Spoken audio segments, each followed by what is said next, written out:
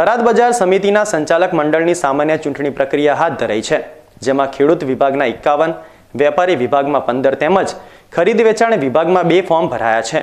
જો કે આજે ચકાસણી દરમિયાન એક પણ ફોર્મ રદ થયું નથી। બનાસકાંઠા જિલ્લાના સૌથી મોટા થરાદ માર્કેટયાર્ડના સંચાલક મંડળની સામાન્ય ચૂંટણી હાથ ધરાઈ છે। માર્કેટ સમિતિના હાલના ડિરેક્ટરો અને ચેરમેનની નિયત 5 વર્ષની ટર્મ પૂરી થતાં સામાન્ય ચૂંટણી પ્રક્રિયા હાથ ધરાઈ છે, જેમાં ફોર્મ ભરવાની મુદત પૂર્ણ થઈ ગઈ છે।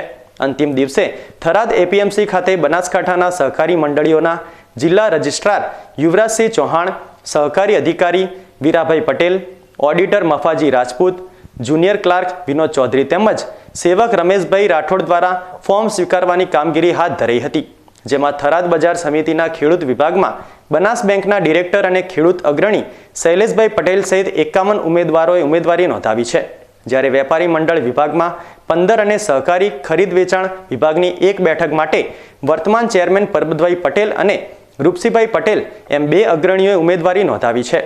થરાદ એપીએમસીના 15 ડિરેક્ટરોની ચૂંટણીમાં 10 ડિરેક્ટરો ખેડૂત વિભાગના, 4 ડિરેક્ટરો વેપારી વિભાગના અને 1 ડિરેક્ટર ખરીદ વેચાણ વિભાગમાંથી ચૂંટાતા હોય છે।